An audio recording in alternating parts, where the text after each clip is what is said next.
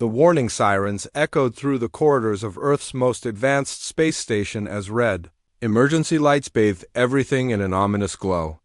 Alex Turner had been drinking his morning coffee when the sensors first detected them, and now the ceramic mug lay shattered on the floor of the command center. Forgotten in the chaos that followed, massive shapes emerged from the darkness beyond Neptune's orbit, their hulls gleaming with an alien metal that seemed to absorb starlight rather than reflect it.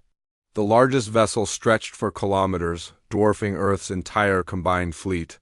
Smaller ships flanked it like sharks circling prey, their weapons arrays clearly visible even from this distance.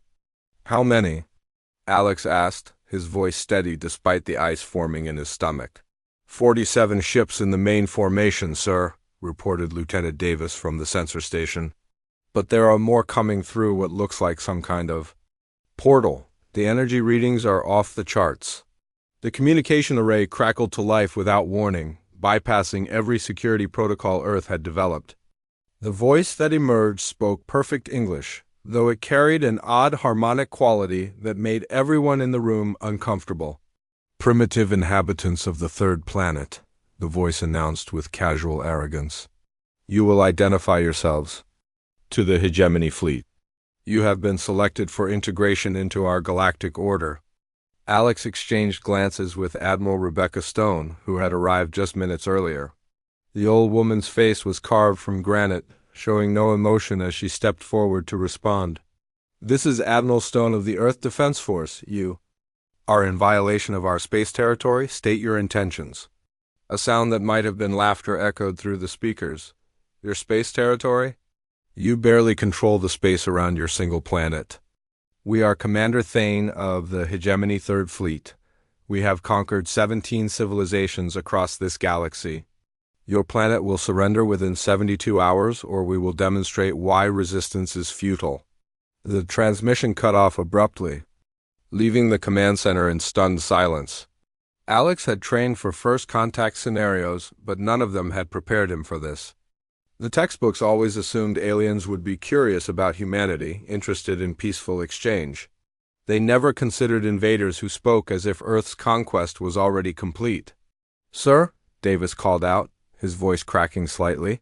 "They're launching something. Small craft, heading directly for our outer detection grid." The screen showed a sleek alien probe approaching one of Earth's unmanned sensor satellites. The probe moved with impossible grace, its surface shimmering with energy patterns that human eyes couldn't quite track. It stopped just short of the satellite and extended what looked like scanning equipment. "They're studying our technology," Dr. Emma Walsh observed from her position at the science station. "Taking measurements, analyzing our capabilities." Within minutes, the probe had gathered whatever information it sought and began its return journey. But Admiral Stone had other plans. "Launch interceptor missiles," she ordered. "Full spread. Let's see what they're made of." 6 of Earth's most advanced missiles streaked toward the alien probe, their nuclear warheads primed for detonation. The alien vessel didn't even attempt to evade. Instead, a blue shimmer appeared around it, and the missiles simply vanished upon contact. No explosion, no debris, nothing. "Energy absorption," Dr. Walsh whispered. "They're not just deflecting our weapons, they're converting the energy for their own use." The probe continued its leisurely journey back to the main fleet, as if humanity's most powerful weapons were merely an inconvenience. The message was clear. Earth's military technology was centuries behind whatever the aliens possessed. "Sir," came another voice from the communications array. "We're receiving transmission requests from every major city on Earth, the news networks, government officials. Everyone wants to know what's happening." Alex could imagine the panic spreading across the planet as amateur astronomers and military observers spotted the massive alien fleet. Social media would be exploding with rumors and theories. Stock markets would be crashing. People would be calling their loved ones, not knowing if they would ever speak again. "Patch me through to the United Nations Emergency Council," Admiral Stone commanded. "And get me the President, the Prime Minister, and every other world leader. We need to coordinate our response." As the communications team worked to establish the connections, Alex found himself staring at the tactical display. The alien fleet maintained perfect formation, their weapon systems clearly visible but not yet active. They were waiting, confident in their superiority. "Admiral," he said quietly, "what are our options?" Stone's expression was grim, limited. "Our entire space fleet couldn't scratch the paint on their smallest ship. We have 72 hours to either surrender or figure out how to fight gods." The next few hours passed in a blur of emergency meetings and desperate planning. World leaders argued over video conferences while military commanders tried to develop strategies for an impossible war. The aliens remained silent, allowing humanity to stew in its own fear. Dr. Walsh worked tirelessly to analyze the brief sensor data they had gathered from the probe encounter. "Their technology is based on energy manipulation," she reported. "They can convert matter to energy and back again. That's how they're powering those massive ships. Can we replicate it?" Alex asked. "Given about 50 years of research and unlimited resources, maybe. We don't have 50 years. We have 2.5 days. The alien fleet began moving closer, taking position at the edge of Earth's solar system. They could have arrived at Earth in minutes, but they chose to advance slowly, letting humanity watch their approach. It was psychological warfare at its finest. "They want us to surrender," Admiral Stone realized. "They've done this before. Show overwhelming force, give the target time to despair, then collect their submission." But as reports came in from around the world, something unexpected began to happen. Instead of surrender, humanity began to prepare for war. Factory workers volunteered for extra shifts to produce weapons. Scientists shared research freely across international borders. Old enemies set aside their differences to face this common threat. The aliens had made their first mistake. They assumed humanity would react like the other 17 civilizations they had conquered. But humans were different. They had been fighting each other for millennia, learning lessons in warfare that the galaxy had never seen. As the 72-hour deadline approached, Earth's response was ready. It wasn't surrender. It was a declaration of war against an enemy that had never experienced real resistance. The aliens thought they were conquering another peaceful world. Instead, they had awakened something that would change the galaxy forever. The alien data streams flowed through the hegemony ship's analysis centers like digital rivers of information. Commander Thane stood before the massive holographic displays, watching as his intelligence teams dissected humanity's global communication networks.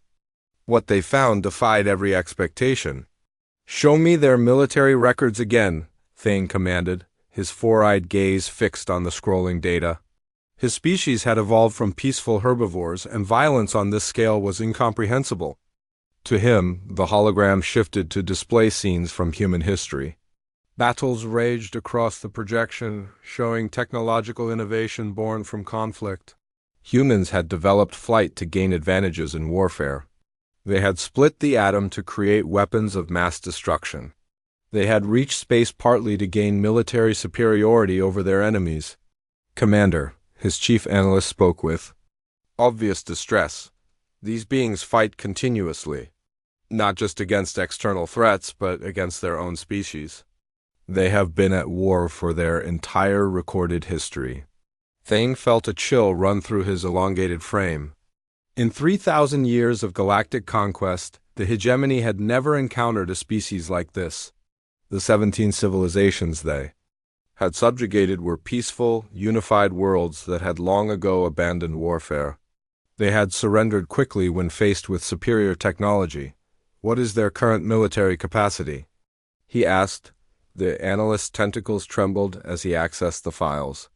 "They possess approximately 40,000 nuclear weapons. Their armies number in the millions. They have weapons designed specifically to kill other humans with maximum efficiency." The display showed human weapons in detail: rifles that could fire hundreds of rounds per minute, bombs that could level entire cities, chemical weapons that could wipe out populations. But more disturbing was the tactical innovation. Humans had develop strategies for every conceivable type of warfare. They call it guerrilla warfare, the analyst continued. Small groups using unconventional tactics to defeat larger, better-equipped forces. They have perfected the art of making conquest costly. Thane studied footage of human conflicts throughout history. He watched as vastly outnumbered forces defeated technologically superior enemies through cunning, determination, and sheer stubbornness. The humans never seemed to accept that a battle was lost until the last soldier fell. "Sir," another technician interrupted, "we're receiving more data from their global networks. They're not surrendering. They're preparing for war." The hologram shifted to show live feeds from Earth. Factories that had been producing consumer goods were being converted to weapons manufacturing. Military bases that had been mothballed were being reactivated. Most disturbing of all, the humans were sharing technology and resources across their political boundaries. "They're unifying," Thane realized with growing alarm. Their entire species is mobilizing against us. This was unprecedented. Every other species had fragmented under pressure, with different factions attempting to negotiate separate peace deals. Humans were doing the opposite. Their governments were coordinating like never before, setting aside centuries of rivalry to face a common enemy. Dr. Emma Walsh appeared on the intercepted communication feeds, briefing Earth's leaders on her analysis of the alien probe. "Their technology is powerful but specialized," she explained. "They've focused entirely on energy manipulation. They've never had to develop countermeasures against physical projectiles or chemical weapons." Thane's intelligence teams had been monitoring these briefings, and what they heard disturbed them further. The humans were already adapting, finding weaknesses in technology they had encountered for mere hours. "They're learning," his chief analyst observed. "Their military commanders are developing tactics specifically designed to counter our advantages." The hologram showed Admiral Stone addressing Earth's military leaders. "We can't match their technology," she said. "But we don't have to. We just have to make conquering Earth cost more than it's worth." This concept was alien to the hegemony mindset. They had always relied on overwhelming technological superiority to force quick surrenders. The idea of a prolonged conflict where victory came at a terrible price was outside their experience. "Commander," a communications officer reported, "we're detecting unusual activity in their asteroid belt. They're mining operations, but not for resources. They're positioning explosives." The display showed human mining ships scattered throughout the asteroid belt, placing nuclear charges on carefully selected rocks. The pattern was clear. They were preparing to launch a bombardment that would make space travel through the system extremely dangerous. "They're willing to destroy their own solar system to deny it to us," Thane realized. What manner of beings are these? More disturbing reports continued to flow in. Humans were evacuating their cities, but not to surrender. They were moving to underground installations and hardened shelters. They were preparing for a siege that could last decades. "Sir," the analyst's voice cracked with stress, "they're studying us as well. Their scientists are analyzing our ship designs, our energy signatures, our communication protocols. They're learning our weaknesses."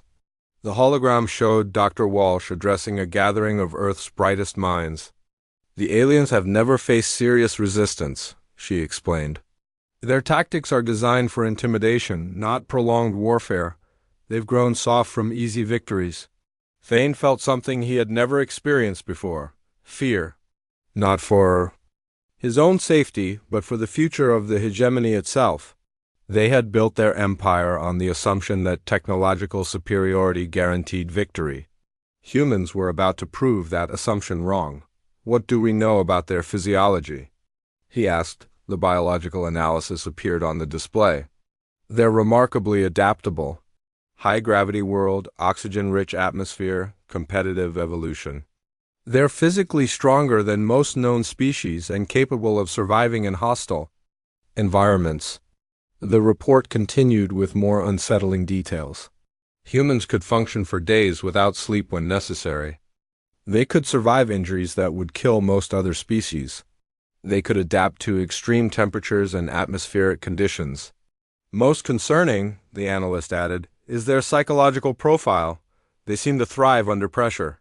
Conflict makes them more innovative, more determined, more unified. Commander Thane reviewed the data on the 17 previous conquests. Each had followed the same pattern: overwhelming display of force, followed by quick surrender, followed by peaceful integration. The entire process typically took less than one planetary rotation. Humans had already exceeded that time frame, and they showed no signs of capitulating. Instead, they were becoming more dangerous with each passing hour. "Sir," the communications officer reported urgently, "we're receiving priority transmissions from the homeworlds. 3 of our conquered territories are reporting civil unrest. They're demanding to know why we haven't conquered this new world yet." The news grew worse.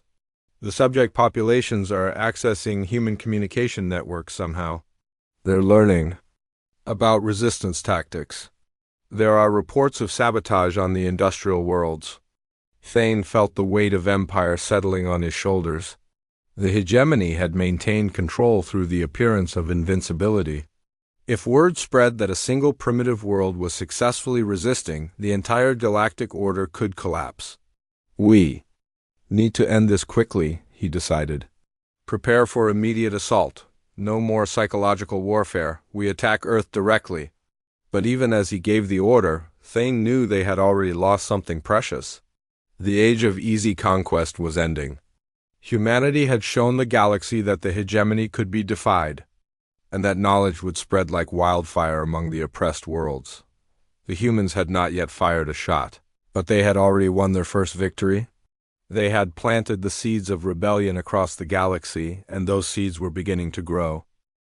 The first alien dropship descended through Earth's atmosphere like a metallic comet, its hull glowing from atmospheric friction. Lieutenant David Cross crouched in the abandoned subway tunnel beneath New York City, listening to the rumble of massive engines overhead. His team of 12 soldiers waited in the darkness, their faces streaked with dirt and determination. "Remember," he whispered into his radio, "we're not trying to win a battle. We're trying to make them regret landing." The dropship touched down in Central Park with a sound like thunder. Its cargo bay opened with a hiss of alien atmosphere, and armored figures began emerging. The hegemony soldiers moved with mechanical precision, their energy weapons sweeping the area for threats. What they found instead was an empty park. No military formations, no defensive positions, no signs of resistance. The aliens had expected to face Earth's armies in conventional warfare. They had not prepared for an enemy that refused to fight conventionally. David's team struck from the storm drains beneath the park. Modified mining charges, originally designed for asteroid extraction, detonated under the alien formation. The explosions were crude compared to alien technology, but they were effective. The carefully ordered landing formation dissolved into chaos. "Phase 2, David called out as his team scattered through the tunnel network. "Let them chase ghosts." The aliens responded exactly as predicted. Their superior technology allowed them to track the humans through the tunnels, but their tactics were designed for open warfare, not urban combat. They moved in tight formations, following their sensors, walking straight into the trap's humanity. Had prepared above ground, Captain Riley Foster watched the alien fleet from the cockpit of a converted mining ship. The vessel had been hastily modified with civilian-grade lasers and whatever weapons the evacuation fleet could spare. It looked like scrap metal compared to the elegant alien warships. "All units begin harassment protocol," she transmitted to the hundreds of similar vessels hiding in Earth's orbital debris field. The attack began, simultaneously from dozens of directions. Civilian ships, construction platforms, even converted luxury yachts opened fire on the alien fleet. Their weapons were weak individually, but the sheer number of attackers overwhelmed the aliens. Targeting systems, the hegemony ships had been designed to fight other military vessels in predictable patterns. Their powerful weapons could destroy any human ship with a single shot, but they couldn't track hundreds of small, erratically moving targets at once. They're adapting, Foster observed as the alien point defense systems began finding their mark. Switch to pattern delta. The human ships scattered like a school of fish, using debris fields and asteroid cover to break contact. But instead of retreating, they regrouped and attacked from new angles. Each assault was brief, causing minimal damage, but the cumulative effect was devastating to alien morale. On the surface, the urban warfare intensified. The aliens had seized control of major cities, but they found themselves fighting an enemy that seemed to be everywhere and nowhere. Humans emerged from sewers, subway tunnels, and abandoned buildings to strike at alien patrols, then vanished before reinforcements could arrive. "They're not fighting like soldiers," Commander Thane observed from his flagship. "They're fighting like predators." The comparison was more accurate than he realized. Humans had spent millions of years as persistence hunters, tracking prey across vast distances and wearing them down through relentless pressure. Those same instincts now served them in warfare. David's team had relocated to a different part of the tunnel system, where they were preparing their next strike. The aliens had learned to avoid the storm drains, but humans had centuries of urban infrastructure to exploit. "Power grid access tunnel," he explained to his team. "They'll follow our energy signatures right into the electrical distribution center." The plan was simple but effective. The aliens would track the humans into the power station, where modified transformers would deliver a massive electrical discharge. The aliens' energy-based technology made them vulnerable to power surges in ways their designers had never anticipated. The attack succeeded beyond expectations. The electrical surge not only disabled the alien patrol, but also feedback into their communication systems, temporarily blinding their sensors across the entire sector. "Confirmed kill," David reported. "And we've got a bonus. Their equipment is still functional." This was the development Earth's commanders had hoped for. Human engineers had been studying captured alien technology, learning to turn the invaders' own weapons against them. The aliens had never faced an enemy capable of reverse engineering their equipment so quickly. In orbit, the harassment campaign continued. Captain Foster's fleet had grown as more civilian vessels joined the fight. Cargo haulers, tourist ships, even racing yachts had been converted into improvised warships. "New contacts," her sensor operator reported. "3 alien cruisers breaking formation to pursue us." Foster smiled grimly. The aliens were making another mistake, dividing their forces to chase what they perceived as a minor threat. They still didn't understand that they were facing an entirely different kind of warfare. "All units, execute Operation Mousetrap," she ordered. The human ships fled toward the asteroid belt, appearing to retreat in panic. The alien cruisers followed, their superior speed allowing them to close the distance quickly. But the asteroids weren't empty. Human mining operations had been preparing for this moment. Nuclear charges detonated throughout the asteroid field, turning rock into high-velocity shrapnel. The alien shields could handle energy weapons, but they had never been designed to stop. Physical projectiles traveling at thousands of meters per second. 2 of the 3 cruisers suffered critical damage, their hulls breached in multiple locations. The third retreated, its crew finally understanding that they were not facing a conventional enemy. "Confirmed," Foster reported to Earth Command. "The aliens can be hurt. Their shields don't stop kinetic weapons." This information spread quickly through the human resistance network. Within hours, every guerrilla cell on Earth was modifying their weapons to exploit this weakness. Railguns, explosive projectiles, even thrown rocks became viable weapons against alien technology. The psychological impact was even more significant. The aliens had presented themselves as invincible, but humans had proven they could be defeated. The footage of damaged alien ships spread across Earth's networks, inspiring resistance fighters worldwide. Commander Thane studied the battle reports with growing concern. His forces had technically won every engagement, but the victories felt hollow. The humans retreated before taking significant casualties, only to attack again from a different direction. "How many ships have we lost?" he asked his aide. 17 destroyed, 34 damaged. "But sir, we've only confirmed 800 human casualties." Their fleet should have been annihilated by now. The numbers told the story. The aliens were winning tactical victories but losing the strategic war. Every human ship destroyed was quickly replaced by 3 more converted civilian vessels. Every alien ship lost represented irreplaceable technology and trained personnel. They're not trying to win, Thane realized. They're trying to make us lose. The distinction was crucial. The hegemony had always fought to achieve quick, decisive victories. Humans were fighting to make victory too expensive to achieve. It was a form of warfare the galaxy had never seen. On Earth's surface, the guerrilla war intensified. Human fighters had learned to use the aliens' own technology against them, turning captured energy weapons into improvised explosives. They had discovered that alien armor was vulnerable to certain chemical compounds found in common household cleaners. Most importantly, they had learned that the aliens could be demoralized. The hegemony soldiers had never faced an enemy that refused to stay defeated. Each human defeat was followed by 2 more attacks, each loss replaced by 3 new. Fighters, Sir, David's radio crackled with an urgent transmission. We've got intelligence on alien command structure. They're using centralized control systems. This was the opportunity Earth's military had been waiting for. The aliens' greatest strength was also their greatest weakness.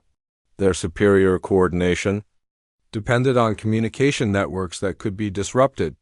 Prepare for Phase 3, came the response from Earth Command. It's time to take this fight to their fleet. The guerrilla war had served its purpose.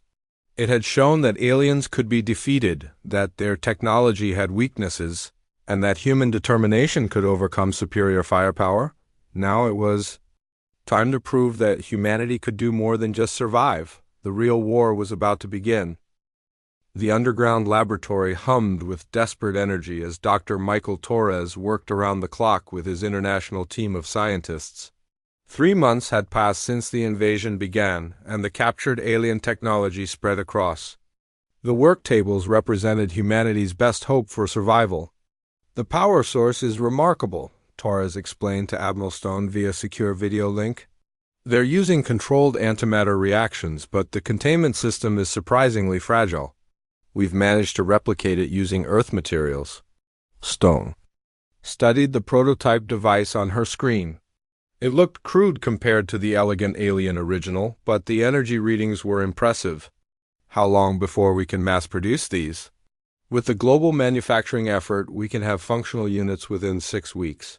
But Admiral, there's something else. The alien communication protocols are based on quantum entanglement. We've broken their encryption. This was the breakthrough Earth's military had been hoping for. The aliens' coordination advantage depended on instantaneous communication across their fleet. If humans could disrupt or intercept those communications, the entire alien command structure would collapse. Meanwhile, on the former colony world of Kepler 186F, something unprecedented was happening. The local population, which had been peacefully integrated into the hegemony 30 years earlier, was watching the human resistance through intercepted transmissions. They're still fighting, whispered Kira, a young member of the native species. It's been 3 months, and they're still fighting. The concept was alien to her people, who had surrendered within hours of first contact. But the humans had shown them something they had forgotten, that resistance was possible. The hegemony said conquest was inevitable, her elder companion observed. But these humans make it look difficult. Similar conversations were taking place across 17 worlds. The hegemony's empire was built on the assumption that technological superiority guaranteed victory. Humans were proving that assumption wrong, and the colonized species were taking notice. Colonel Maya Singh crouched in the maintenance shaft of a captured alien transport, her team of Special Forces operators preparing for the most audacious mission of the war. Intelligence had located the alien command ship, and Earth's leaders had decided on a desperate gamble. Remember, she whispered to her team, we're not trying to destroy the ship. We're trying to capture their command codes and cause as much disruption as possible. The transport had been taken during a guerrilla raid 2 weeks earlier. Human engineers had modified its systems, allowing it to approach the alien fleet without triggering their defenses. The plan was insane, but it was exactly the kind of unconventional thinking that had kept humanity alive this long. The alien flagship was massive, its hull stretching for kilometers in every direction. Security was tight, but the aliens had never faced enemies capable of infiltrating their own vessels. Their defenses were designed to stop external attacks, not internal sabotage. Singh's team moved through the ship's corridors like ghosts, using captured alien uniforms and forged identification codes. The aliens' peaceful nature worked against them here. They had never developed the paranoia necessary for effective security. Target acquired, Singh reported as they reached the central command center, beginning data extraction. The information they gathered was devastating. The alien command structure was even more centralized than Earth's analysts had suspected. Every major decision flowed through a single command node, making the entire fleet vulnerable to coordinated disruption. More importantly, they discovered the true scope of the Galactic Rebellion. 16 different worlds were now showing signs of unrest, all inspired by humanity's resistance. The hegemony was facing the collapse of their entire empire. "Maya," came an urgent whisper from her communications specialist. "We've got a problem. They're planning to sterilize Earth's surface, orbital bombardment to wipe out all life." This was the escalation Earth's leaders had feared. The aliens had decided that conquest was impossible, so they would settle for genocide. It was the ultimate expression of their arrogance. If they couldn't rule humanity, they would destroy it. The news reached Earth within hours through the quantum communication network Torres had managed to infiltrate. Emergency meetings convened in underground bunkers around the world as humanity's leaders faced their darkest hour. "We always knew this was a possibility," Admiral Stone addressed the United Nations Emergency Council. "The aliens have decided to commit genocide rather than admit defeat, but we're not defenseless." The orbital bombardment began at dawn. Beams of coherent energy struck Earth's major cities, turning metropolitan areas into glass craters. The aliens had enough firepower to sterilize the entire planet, but humans had prepared for this eventuality. Underground cities had been expanding for months, connected by networks of tunnels and protected by layers of hardened concrete and steel. The surface bombardment was devastating, but it didn't reach the majority of humanity's population. "They're destroying empty cities," reported David Cross from his position in the New York underground complex. "The evacuation worked. Most of the population is safe, but the bombardment had an unexpected effect. Instead of breaking human resistance, it strengthened it. The aliens had revealed their true nature. They were not conquerors, but exterminators. There could be no negotiation, no surrender, no coexistence. "They've made their choice," Stone announced to the world. "Now we make ours. Execute Operation Prometheus." The plan had been months in the making. Human ships, modified with alien technology and armed with captured weapons, launched simultaneously from hidden bases across the solar system. The fleet was small compared to the alien armada, but it had one crucial advantage. It was completely unexpected. The aliens had grown complacent after months of easy victory. Their sensors were focused on the planet's surface, not on the space around them. They detected the human fleet only when it was too late to respond effectively. "All units, target their communication arrays," Captain Foster commanded from her converted battleship. "Cut off their coordination." The attack was precisely coordinated. Human ships struck at the alien fleet's weak points, using kinetic weapons and explosive charges to disable their communication systems. The aliens found themselves blind and deaf, unable to coordinate their response. Commander Thane watched in horror as his perfectly ordered fleet dissolved into chaos. Without communication, his ships couldn't coordinate their movements or combine their firepower. They were reduced to fighting as individuals against an enemy that attacked as a unified force. "This is impossible," he muttered as another of his cruisers exploded under human fire. "They're primitives. They can't coordinate attacks like this." But humans had been perfecting the art of coordinated warfare for centuries. They had fought world wars involving millions of soldiers.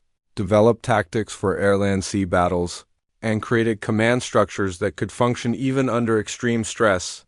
The alien fleet, despite its technological superiority, had never faced an enemy like this. Their tactics were based on intimidation and individual superiority, not on coordinated mass combat. "Sir," his aide reported urgently, "we're receiving reports from the homeworlds. Open rebellion on 7 systems? They're using human tactics against our occupation forces." The news kept getting worse. The Galactic Empire that had taken centuries to build was crumbling in months.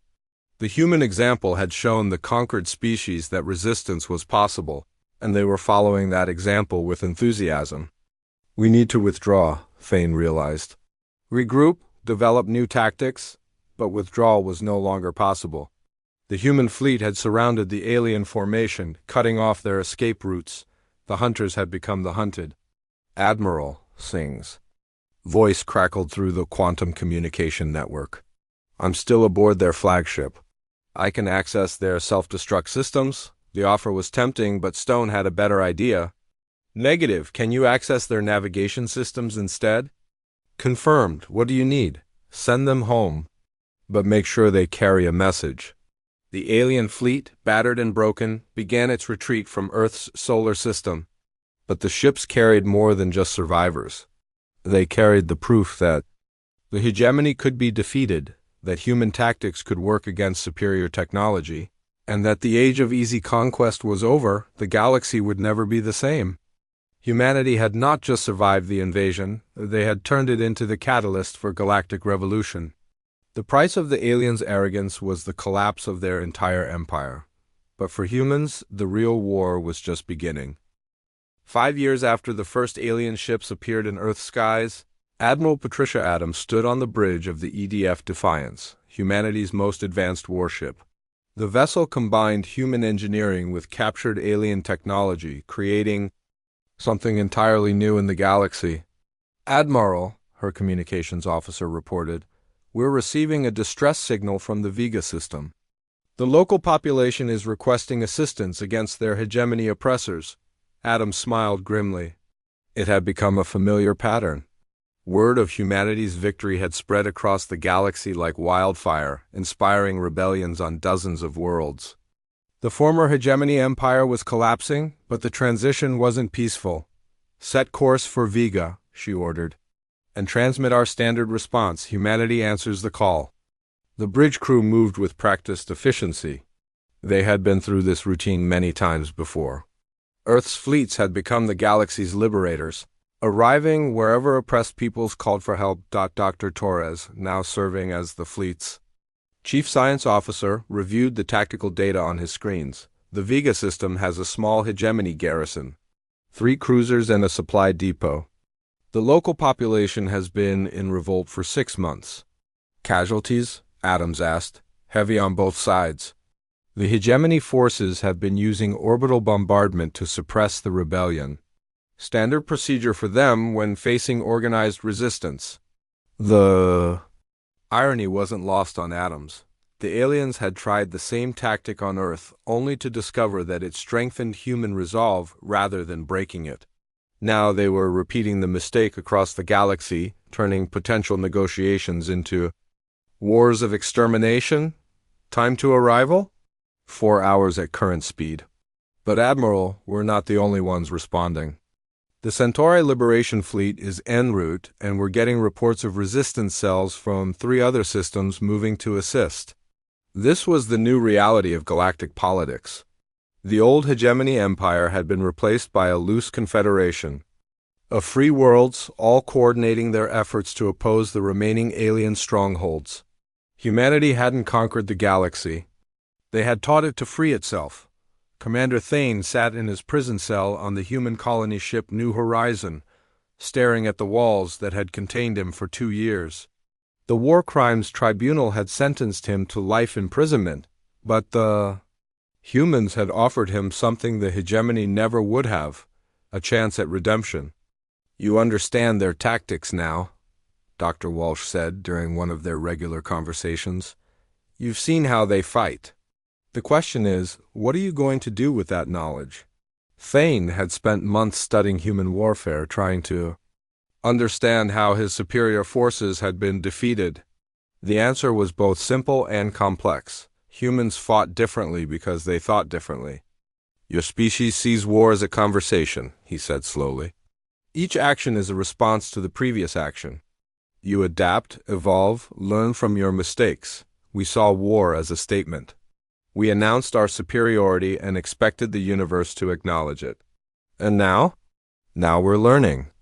The young commanders are studying human tactics, adapting our technology to match your strategies. The old ways are dying, but slowly.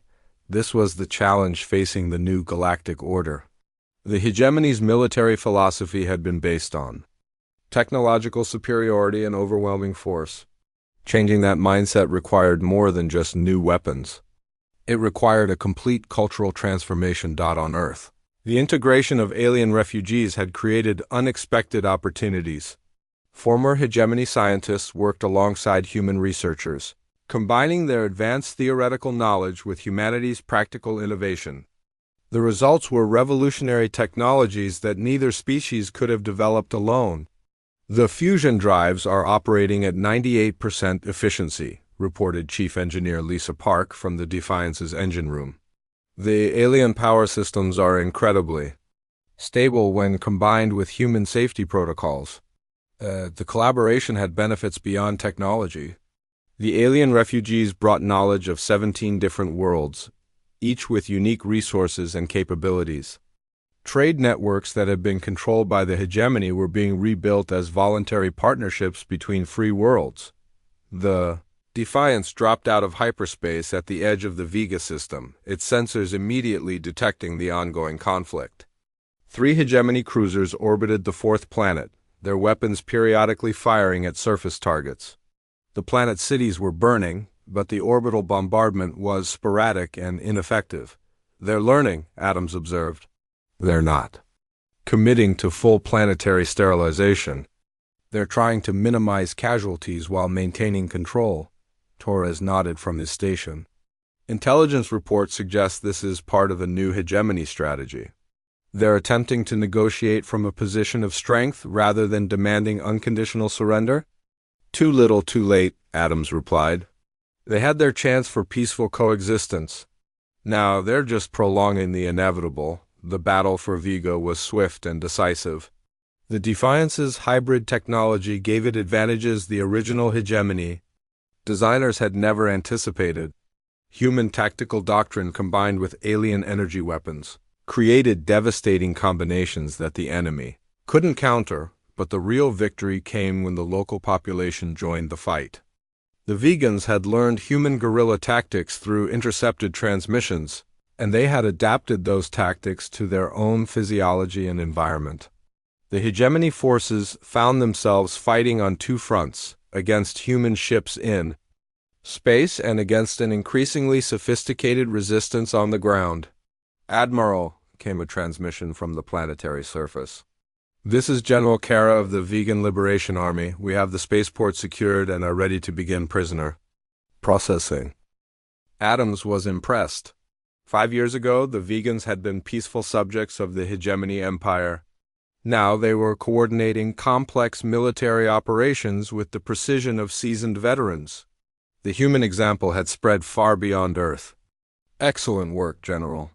We'll begin landing operations to assist with reconstruction. The aftermath of the battle revealed the true scope of the galactic transformation. The vegan rebels had been in contact with resistance movements on 6 other worlds, sharing intelligence and coordinating their attacks. They had developed their own modifications to captured hegemony technology, improvements that human engineers found genuinely innovative. They're teaching us now, Torres observed as he studied the vegan weapon modifications. Each world is developing its own solutions to the same problems. We're seeing technological evolution in real time. This was the unexpected consequence of humanity's victory. By teaching the galaxy to resist, humans had created a massive network of innovation and cooperation. Each liberated world contributed its own insights and capabilities to the growing alliance. Colonel Singh, now promoted, Two generals led the diplomatic mission to the surrendering hegemony forces. The aliens were no longer the arrogant conquerors who had first approached Earth. 5 years of constant defeat had broken their confidence and forced them to confront the reality of their situation. "Your empire is finished," she told the hegemony. "Commander, you can continue fighting and face annihilation, or you can join the new galactic order as equals." The offer was more generous than the aliens deserved, but it reflected humanity's understanding of long-term stability. A defeated enemy could become a valuable ally if treated with respect rather than vengeance. "What guarantees do we have?" the alien commander asked. "The same guarantees every world in the Alliance enjoys: self-governance, technological sharing, mutual defense, and the right to determine your own future. But in exchange, you abandon conquest as a tool of diplomacy." The negotiations continued for weeks, but the outcome was inevitable. The hegemony's remaining forces were scattered across the galaxy, facing rebellions on every front. They could surrender and retain some dignity, or they could fight to extinction. 6 months later, Admiral Adams received a transmission that marked the end of an era. The last hegemony stronghold had fallen, not to human forces, but to a coalition of liberated worlds working together. The galaxy's former subjects had become its new leaders. "Admiral," came the voice of Captain Turner, now commanding his own ship in the expanding fleet. "We're receiving requests for assistance from outside the galaxy. It seems word of our methods has spread to neighboring star clusters." Adams looked out at the stars, knowing that humanity's greatest adventures still lay ahead. They had not sought to become the galaxy's protectors, but that role had chosen them. The universe was vast and full of threats, but it was also full of potential allies waiting to be freed. "Set course for the Andromeda Relay," she ordered. "It looks like we have more liberating to do." The Defiance turned toward the unknown, carrying with it the lessons learned from 5 years of impossible warfare. Humanity had proven that technological superiority meant nothing without the will to use it wisely. They had shown the galaxy that cooperation was stronger than conquest, that innovation flourished in freedom, and that no empire built on oppression could stand forever. The aliens had reached out to Earth expecting to find another easy conquest. Instead, they had unleashed a force that would reshape the universe itself. The age of empires was ending, and the age of alliances had begun. In the end, the greatest victory was not military but philosophical. Humanity had taught the galaxy a simple truth, that freedom was worth fighting for, and that those who fought for it would never fight alone. The stars themselves had become humanity's allies, and together they would face whatever challenges the universe might offer. The message was clear to any who would listen. Humanity had arrived on the galactic stage, and the galaxy would never be the same.